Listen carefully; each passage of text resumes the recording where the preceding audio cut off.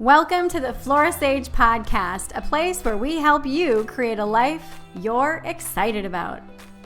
Hello, and welcome to another episode. Today is all about surrendering control on our to-do list. So, have you ever found yourself really overwhelmed with not your entire to-do list, but just a few certain things that, maybe you keep writing them down and maybe you keep pushing them off until later because either you have resistance to them or you're like, I just don't have time to do this, but I really want to do it. And one of the reasons why you keep putting it off is because maybe you're not clear on how to get it done. Maybe you don't have the resources yet, or just, a varying degree of other reasons. So for that, I have something for you to consider. Consider creating a to-do list for the universe. Some people refer this as a God to-do list or God's to-do list. And this is something that I discovered, probably like 20 years ago from one of my spiritual mentors. And I took it to heart and was like, yeah, okay, let's just see if this is going to work. So in 2015, I went to Kripalu and did some training with Gabby Bernstein. And while I was there, I stumbled upon, during a hike, a giant Ganesh statue.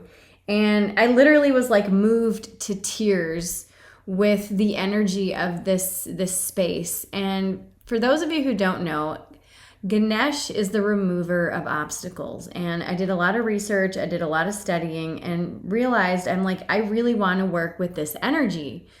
And so I actually purchased a replica of that statue in the, Kripalu gift store. And it's been on my altar ever since. And one of the things that I do every single month and throughout the month is I cut parchment papers up into small squares and I write a to-do list for my peeps. And for those of you who've been following me, you know that my peeps are like everybody. God, Goddess, Krishna, all the people, all the peeps up there, plus like my spirit guides and my parents and all that stuff. And so I write a to-do list for my peeps. And I put it under my Ganesh statue. And once a month, I remove the pieces of paper. And in my amazement, I still get just floored by this. It's so cool, and my amazement in seeing how many of these issues, how many of these to-dos actually resolve themselves, and the solutions just fall into my lap. And like I said, I've been doing this for years, but every single month, when I take these out, I'm like, wow, it's just very humbling. It's very humbling because I feel that divine support. And I used to not feel that. I used to feel like I was kind of alone in this big, wild world.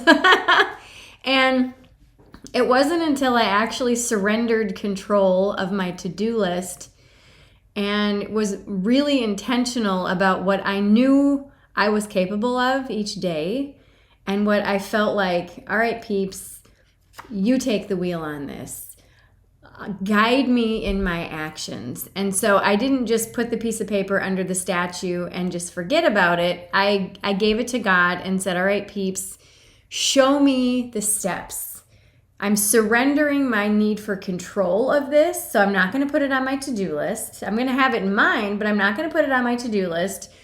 Impress upon me, drop into my consciousness these little nudges, these little actions to do and take throughout the week or throughout the next month so that this will happen and that this can resolve itself.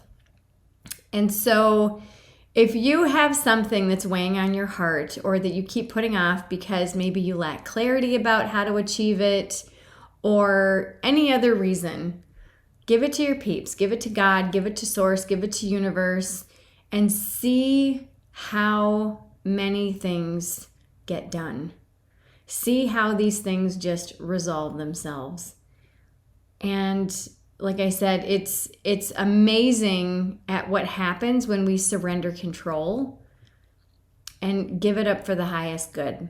So I hope this serves you today. Remember, being willing to take one baby step each day will allow you to create these little tiny 1-degree shifts that is going to help you create a life that you're excited about. And surrendering control of your to-do list, one item at a time, is an easy way to create a life that you're excited about.